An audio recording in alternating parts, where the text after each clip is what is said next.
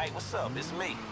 So look, we know we after Johnny Guns, but we still don't know where this punk motherfucker is at. But Imani's on it. So for now, man, let's get Dre's car back, alright? You cool to drive it to the studio?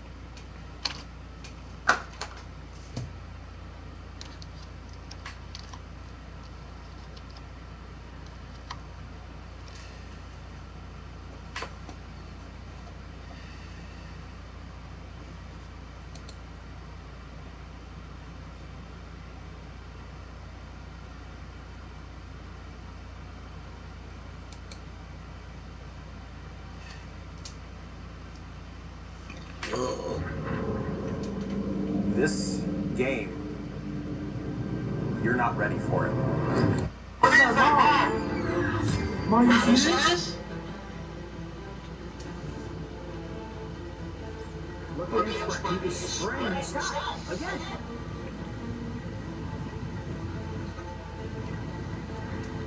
The government knows what this is. Something strange is going on for some reason they don't want to tell the people. Were they human or non-human? Non-human, we are not alone.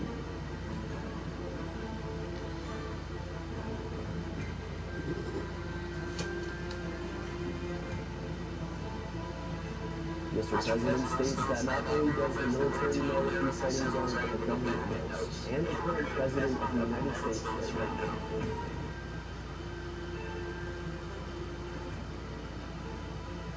People within the U.S. government believe it's true. The world deserves the truth. Growing number of drone sightings. They are non-human, higher intelligence. Unidentified aircraft are the size of cars. Like the classic UFO that you would see online. Chase Hughes, expert in psychological operations and human behavior, encourages consideration of the possibility that aliens may indeed be real and may have attempted to contact humanity in the past, specifically during the 1950s and 1960s. He suggests that these beings could have found humanity unprepared for such contact and chose to wait until now. Factors contributing to this hypothesis include global challenges such as climate change, advances in space exploration, including Mars missions, development of advanced technologies and satellite launches. Hughes posits that these advancements may have made humanity more visible to extraterrestrial beings, or that these beings have been observing humanity for a long time, waiting for us to reach a certain level of development. Despite the intriguing possibility of alien contact, Hughes emphasizes the suspicious timing of these events. He questions why, if advanced aliens exist and wish to communicate, they will choose to do so exclusively through governments. He raises several logical points. Are these advanced beings not aware of governmental incompetence? Why is all information regarding aliens funneled through government channels?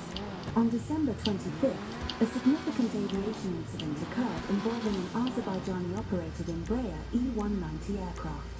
The flight, originating from Baku and destined for Grozny, experienced a catastrophic failure leading to a crash. There were 72 passengers aboard. Tragically, 47 were confirmed deceased while 25 survived. The crash garnered immediate attention due to the unusual circumstances reported around the moment of the incident. Initial statements suggested that a flock of birds might have been involved. However, subsequent revelations and leaked video clips have fueled speculation about other potential causes, including the interference by unidentified flying objects, drones, or even mysterious creatures. Eyewitness accounts and video evidence indicate that the aircraft exhibited erratic flying patterns shortly before the crash. The plane repeatedly ascended and descended, suggesting possible mechanical failure or external interference. The final moments were particularly alarming as the aircraft made several attempts to stabilize before it ultimately descended rapidly to the ground. Post-crash analysis revealed unusual damage to the aircraft's exterior, including strange holes that experts argue could not have been caused by birds. This has led to further speculation about the nature of the objects that might have come into contact with the plane.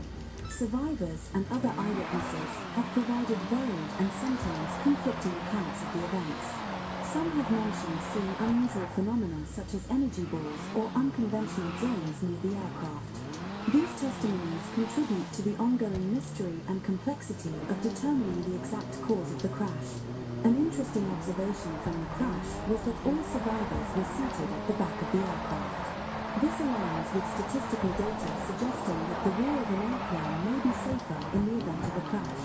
This detail has sparked discussions about aircraft safety and the perceived value of different seating sections during flights.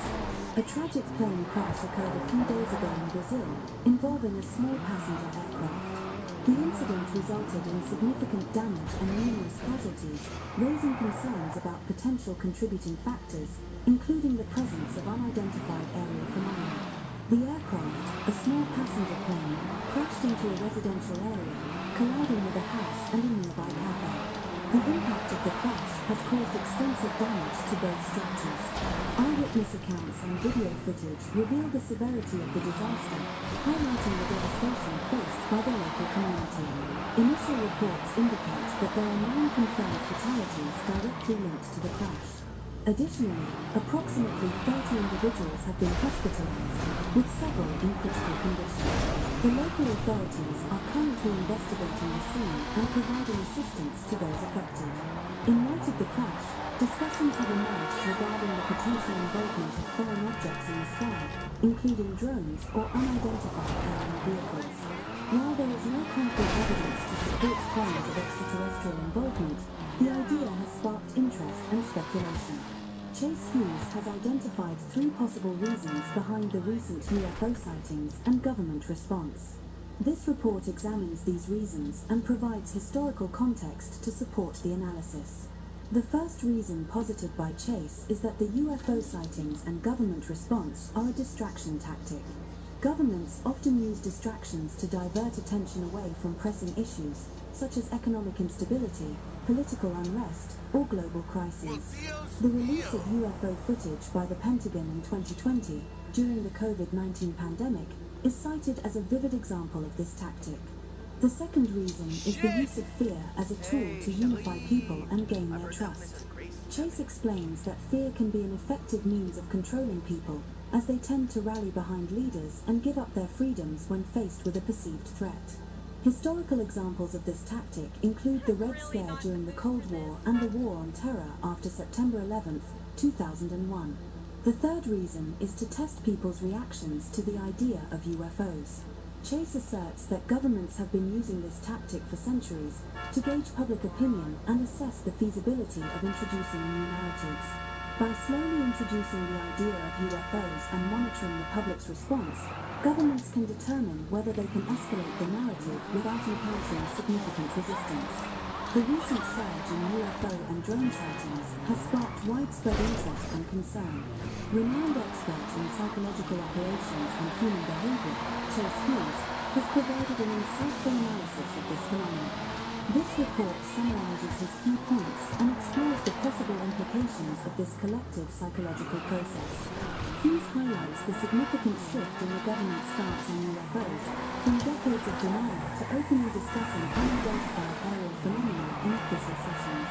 This sudden change, combined with the increase in reports of drones, strange sightings, and emergency declarations, suggests that the public is being prepared for something. However, the question remains, what are we being prepared for? Hughes emphasizes the need to consider both the possibility of extraterrestrial life and alternative explanations for the sightings. He notes that governments are not typically transparent about such matters without a reason, and that when they push a particular narrative, it often serves a larger agenda. This agenda may be to instill fear or manipulate public opinion. As a trainer of psychological operations experts, Hughes is well versed in the tactics used to influence human behavior.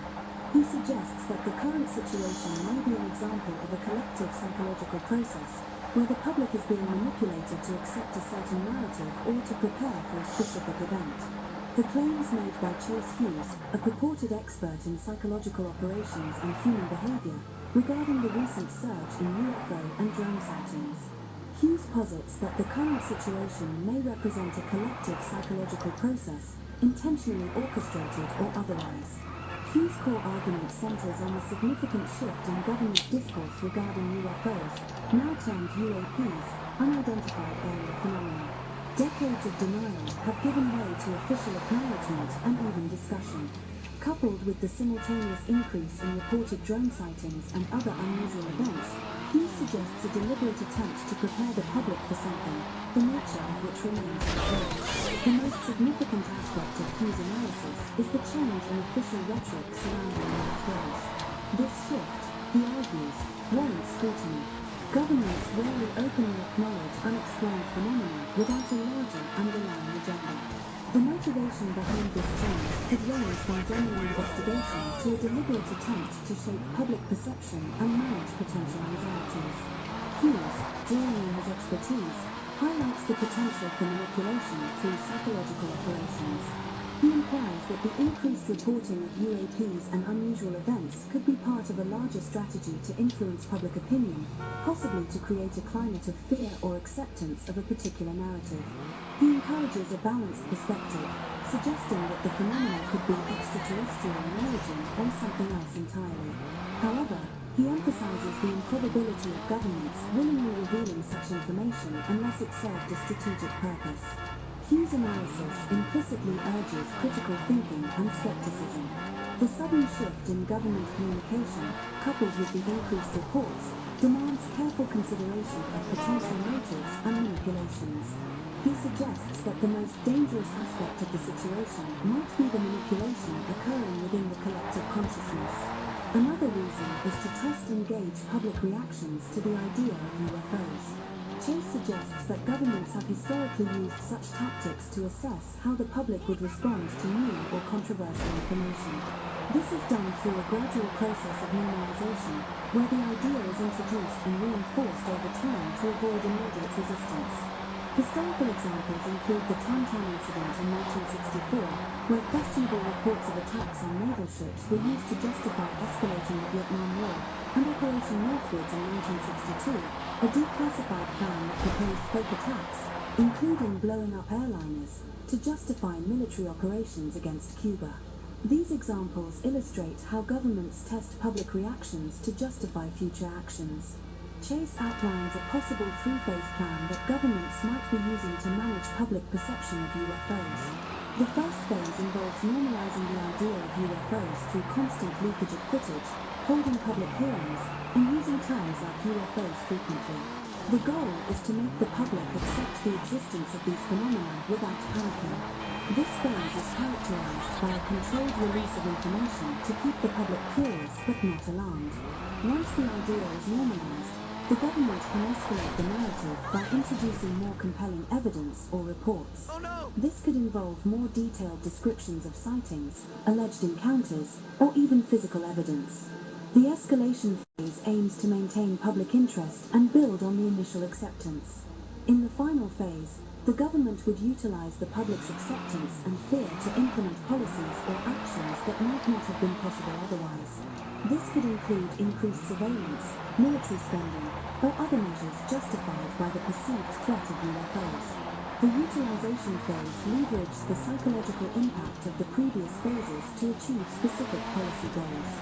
Chase Hughes, expert in psychological operations, proposes a potential three-phase plan through which governments might orchestrate a global response to a simulated alien threat. This report details the phases of this plan, examines the technological feasibility, and offers advice on how to critically assess the situation.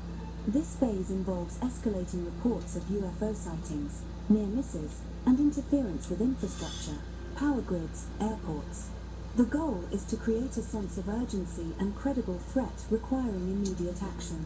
This escalation would likely involve a coordinated campaign leveraging advanced technologies like holograms and sophisticated drones to generate convincing yet ultimately fake visual evidence.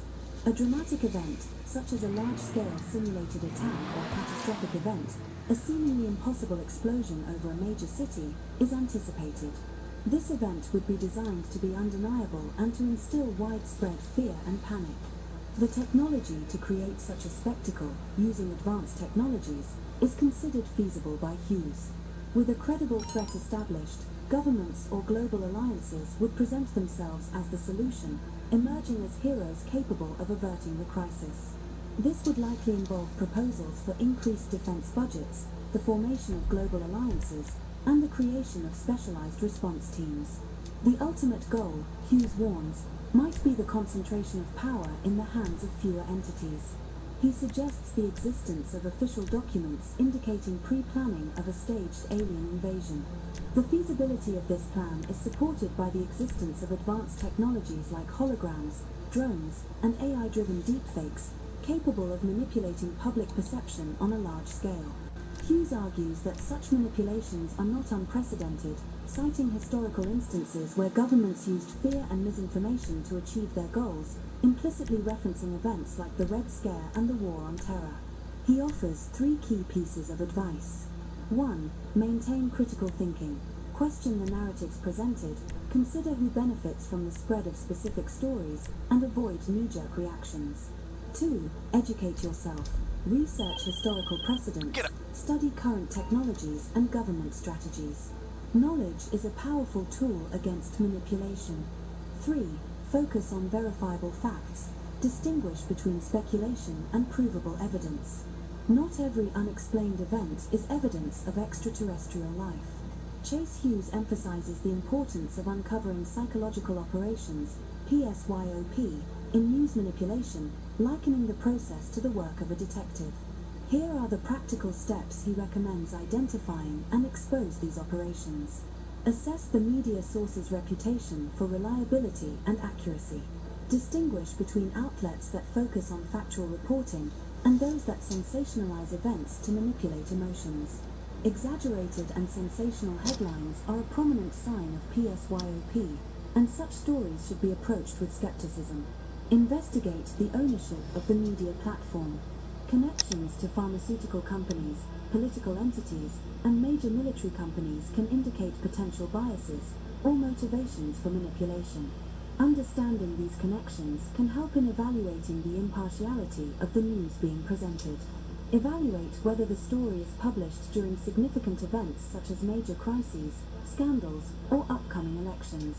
PSYOP often aims to distract from larger issues or capitalize on existing anxieties.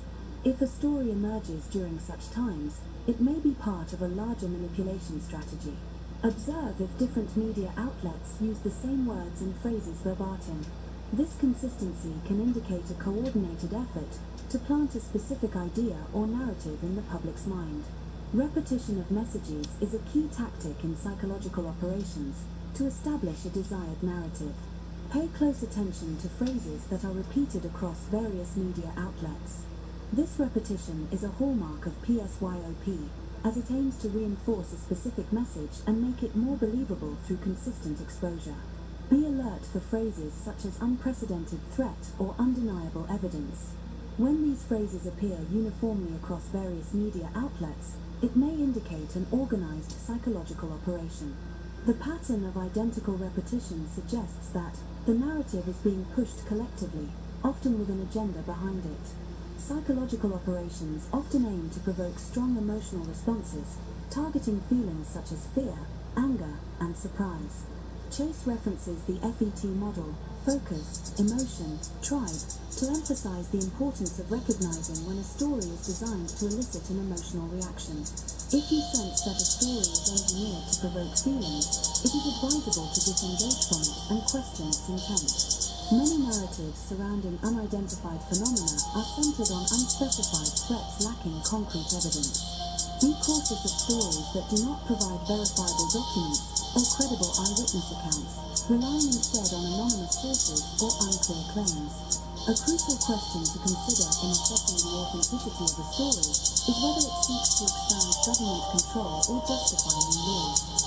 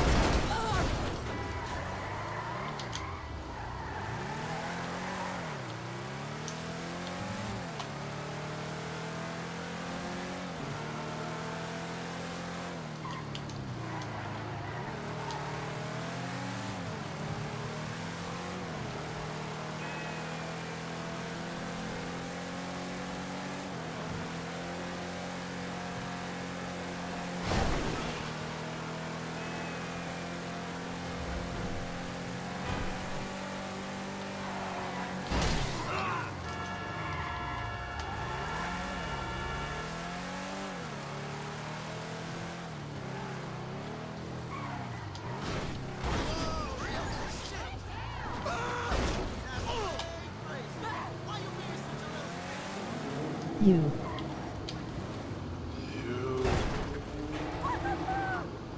What up, what up? Go with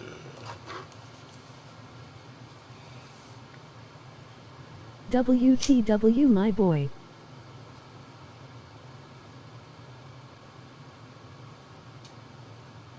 Nothing, chilling, bro. Y'all want to do a Carmeet? We can do a Carmeet. You know what I mean? You know what it is. Good vibes. Good vibes.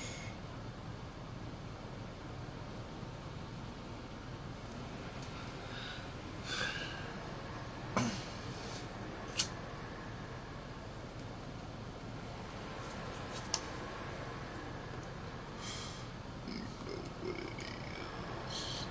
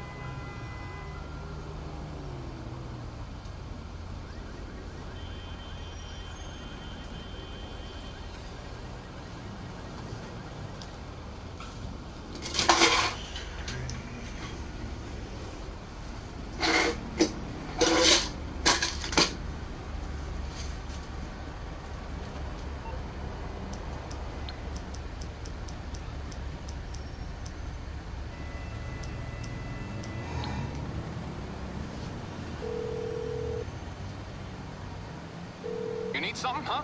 One of your rides? Let me know. I'll bring it to you.